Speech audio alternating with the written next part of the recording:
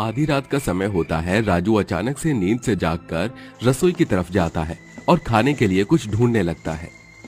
कुछ भी खाने के लिए नहीं है, बहुत जोरों से भूख लगी है। मैं क्या करूं? राजू के पेट में दर्द हो रहा था।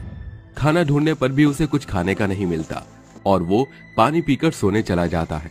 अगले दिन जैसे ही सवेरा होता है, पुष्पा अपनी पड़ोस की काकी से थोड़े से कच्चे चावल मांगने लगती है। काकी, थोड़े से कच्चे चावल मिलेंगे क्या? हमारे घर में राशन खत्म हो गया है। जैसे ही राशन डलवा लूंगी तो तुम्हारे चावल वापस लौटा दूंगी। अरे नहीं बेटी पुष्पा, तुझे लौटाने की कोई जरूरत नहीं है। मेरा तेरे प्रति जितना बन सकता है मैं तेरे लिए जरूर करूंगी। आखिर बुरे वक्त में एक पड़ोसी ही एक पड़ोसी के काम आता है। ऐसा कहकर काकी उसे चावल दे देती है। चावल लेकर पुष्पा अपनी रसोई में जाती है और पानी डालकर चावल उबालने लगती है। वो अपनी रसोई के सारे डिब्बे खोलकर देखती है, लेकिन किसी भी डिब्बे में कोई मसाला नहीं होता, यहाँ तक कि नमक भी नहीं होता। हे भगवान, घर में नमक तक नहीं है, अब मैं क्या करूं? अरे पुष्पा, तुम चिंता मत करो। मैं आज गांव के मुखिया से थोड़े पैसे उधार ले आऊंगा और रसोई में सारा सामान डलवा दूंगा। इस प्रकार उधार कब तक खाते रहेंगे? हमारी खेती बाड़ी का काम भी तो सही से नहीं चल रहा है और अब हम कर भी क्या सकते हैं। पुष्पा चावल उबालने के बाद सभी को चावल दे देती है, जिसके बाद राजू चावल खाते हुए कहता है, माँ, आपने चावल के अंदर नमक भी नहीं डाला, बिल्कुल भी स्वाद नहीं आ रहा है। अगर थोड़ा नमक है तो दे दो, नहीं तो आमचूर ही दे दो। नहीं बेटा, रसोई में कुछ भी नहीं है, बस यही है। आज तुम बिना नमक के ही खा लो। वो खाना खा ही रहे थे कि तभी अचानक से एक गाय उनके दरवाजे पर आकर रोने लगती है। अरे, लगता है कोई गाय बहुत ही ज्यादा भूखी है। मैं काम करता हूँ, अपने हिस्से के चावल उसे ही खिला देता हूँ। मनोहर निस्वार्थ अपने सारे चावल उस भूखी गाय को खिला देता है, जिसके बाद चावल खाते ही वो भूखी गाय अचानक से एक देवी के रूप में बदल जाती है और मनोहर से कहती है, खुद भूखे रहने के बाद तुमने मेरी भूख मिटाई, तुमने मेरी परीक्षा पास कर ली। मैं यहाँ तुम्हारी परीक्षा लेने आई थी। बताओ, तुम्हें मुझसे क्या चाहिए? अरे, साक्षात देवी माँ के दर्शन हो गए। इससे ज्यादा और मुझे क्या चाहिए? देवी माँ, मैं तो आभारी हूँ जो आपने मुझे अपने दर्शन दिए। तुम बहुत अच्छे हो और तुम्हारा दिल भी बहुत साफ है, इसलिए मैं तुम्हें कुछ देना चाहती हूँ। देवी माँ ऐसा कहकर अपने हाथ आगे करती है, जिसके बाद उनके हाथों पर एक कलश प्रकट होता है, जिसमें पवित्र गंगा जल होता है। देवी माँ वो कलश मनोहर को देते हुए कहती हैं, ये कोई मामूली जल नहीं, बल्कि बहुत पवित्र जल है। इस जल को अपनी रसोई में जाकर चारों तरफ छिड़क देना और उसके बाद चमत्कार देखना। ऐसा कहने के बाद देवी माँ वहाँ से गायब हो जाती हैं, जिसके बाद मनोहर पवित्र जल लेकर पूरी रसोई में छिड़क देता है। देखते ही देखते उसकी पूरी रसोई जादुई रसोई में बदल जाती है और रसोई के अंदर से मसाले के डिब्बे, चकला, बेलन, गैस सिलेंडर मनोहर से कहते हैं, तुम्हारा स्वागत है। मैं जादुई नमक हूँ, चाहे जितना भी डालोगे सब्जी में, केवल उतना ही स्वाद दूंगा जितने की जरूरत है। मुझको डालो और स्वाद अनुसार भोजन को प्राप्त करो। अरे, हम कहना ही भूल जाना, ये सब माजरा हमरे आगे फेल है। हम यहाँ सबके दादा हैं। हे भगवान, ये सब मैं क्या देख रहा हूँ? कहीं मुझे कोई सपना तो नहीं आ गया?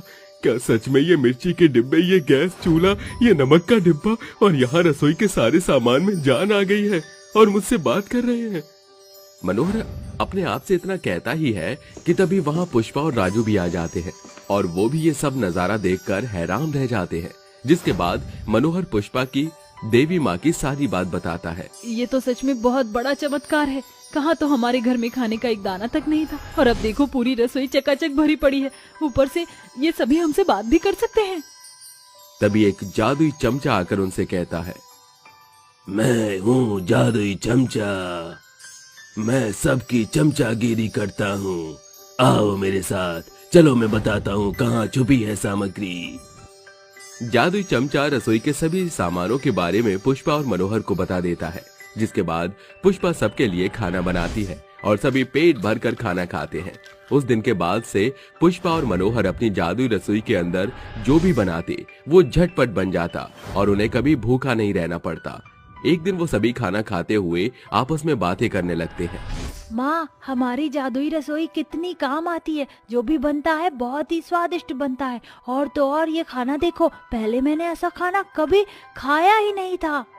अरे हाँ हाँ, तुमने बिल्कुल सही कहा, लेकिन हमें इस जादुई रसोई का थोड़ा फायदा उठाना चाहिए। आप कहना क्या चाहते हो? मुझे कुछ समझ नहीं आ रहा, सही से समझाओ।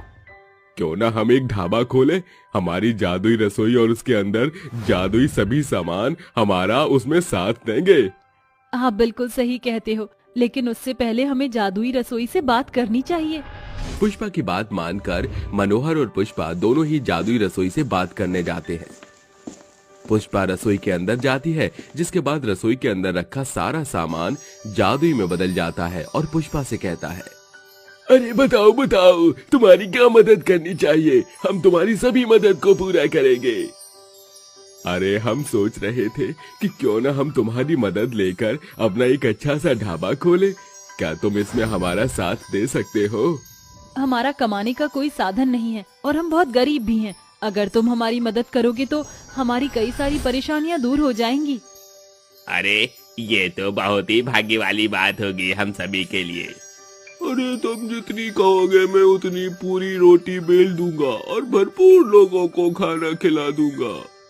और भाइयों, मिलकर काम करें और पूरी दुनिया को भोजन खिलाएं। हमारे भोजन से लोगों का पेट भरेगा और हमें सुकून मिलेगा।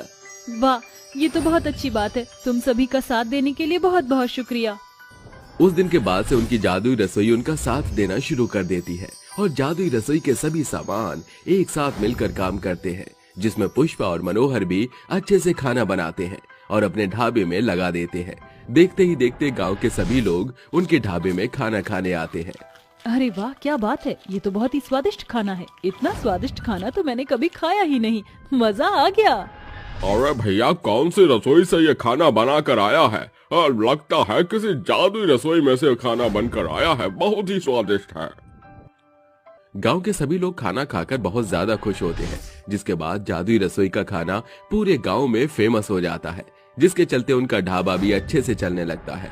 अब उनकी परेशानियां धीरे धीरे दूर हो जाती हैं और वो अपने जीवन में खुशी खुशी रहने लगते हैं।